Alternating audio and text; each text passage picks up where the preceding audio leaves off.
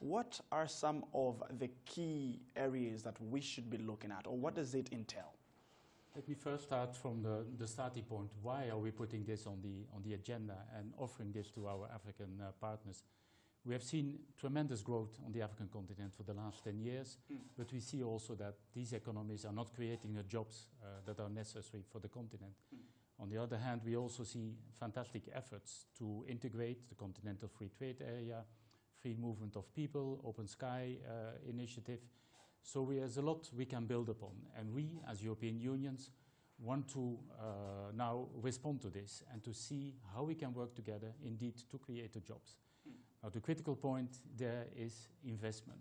We want our European private sector invest even more on the African continent. You know, and you said it, Europe is your first partner of the African continent in trade, in investment, in aid, obviously, but also politically. And we want to do better because we see that there's an opportunity, but also the need. Many countries with a demographic that is going very far need the jobs. So what are we going to do? All right. Promoting investment. How do you do that? There are two things you can do. First, we will want to facilitate investment. We have put in place what we call the External Investment Plan, which is a facility, 4 billion euros, which we use for blending or de-risking to generate up to 40 billion euros of investment. We did that 1 year ago. We are now already 20 billion euros of investment in the pipeline, and we are fairly sure that we will reach the 40 billion of investment by 2020. But that's not enough. We will want to do more in the future. And in the proposal we have made is to have a facility of 60 billion euros as from 2020 to boost European investment on the continent. All right. But that's not enough. We can do and promote investment, but we need the right investment climate on the African side. And that is where the business improvement for business climate comes in. Yeah, that's why it's so important that we work together with our African partners, because you need two sides of the same coin. And so we will want to engage, but also actively promote business climate and work together with African partners, both at continental level, but also at national level, to ensure that this is in place. Koen, allow me to jump in here and ask you about the economic partnership agreements, of course, that we saw. I think, if I'm not mistaken, Rwanda is already on board with this, and Kenya also, which is mainly targeting the flower market that the European Union sits on. But on the other hand, you're looking at Tanzania and Uganda that are rather very slow-footed, or in other terms, someone could say, against. Tell me, what is in this EPA, of course, that we're seeing as a free trade area? What is in it for the EU, but what also is in it for countries in Africa? Maybe a big focus on EEAS, the EEA. There should be something in it for both sides. That's only the way that a fair agreement can work. But you point the finger to a third element in our, let's say, promotion of investment. Right. You also need to create markets. And many of the national markets are too small for European businesses to invest in.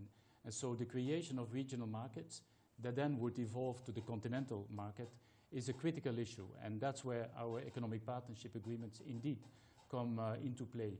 Now, for the specific East African EPA, you know that there is still lack of progress, in the sense that there was an agreement and the region came to us to join together these EPA. And some of the member states, Tanzania in particular, is now having second thoughts in order to... On this particular So for the moment, progress is frozen.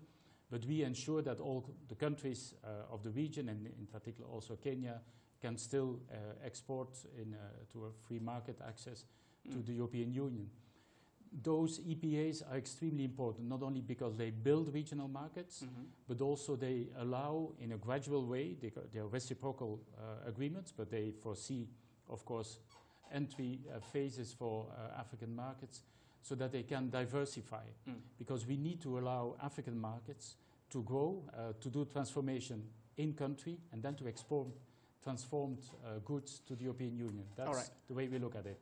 Yeah, that's the way you look at it. But we've, as of our longest period, come to see that most of either the preferential markets come with strings attached to them. Like, what are you supposed to do? Where are you supposed to buy this? Like, just recently, Rwanda was sidelined, I could say, from the AGOA with the US saying that when Rwanda initiated the ban on second-hand clothes.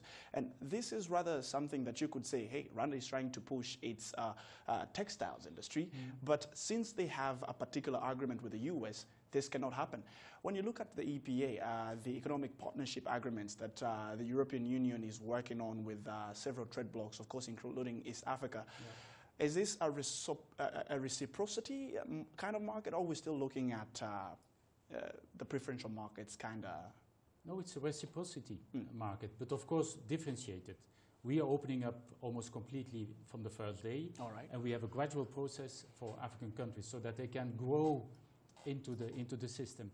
They can safeguard some of their sectors, which they think they're fragile, so that they take time to grow and to ensure that they can compete with international and the European market. So they are not only economic, they're also development instruments.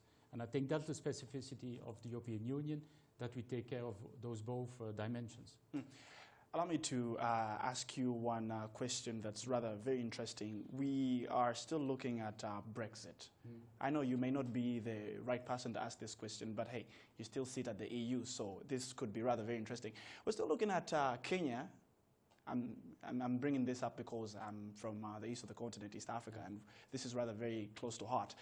One of the biggest traders with Kenya is London, the UK.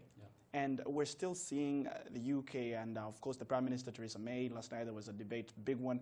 They're still trying to move away from the European Union as a single trading market. How does this,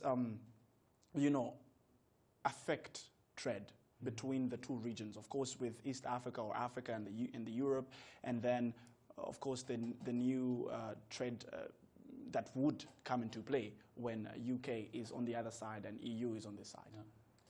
I think there are two elements in your question. First of all, the last point you just raised. A lot will depend on the relationship that UK will build with the European Union and the access that UK will have to the European Union, because the interest of the relationship, for instance, between Kenya and UK is, of course, now also built upon the interest of entering the European market, which is still the case, but when UK will step out, we have to build a new relationship between the UK and Brexit. So that's one point. But I want to stress in particular the second point. All right. I want to raise EU 27 will still be there. And that's a market of 450 million citizens. We will lose, of course, the UK. It's a sovereign decision by the UK to step out. We are all saddened by that, but that's, we have to respect that choice. But focus on what is still there. 27 countries, a big market, and as I said, a market or a union that is really determined to invest more in Africa, because it sees its interest in doing this, but it sees in particular a shared interest in doing this.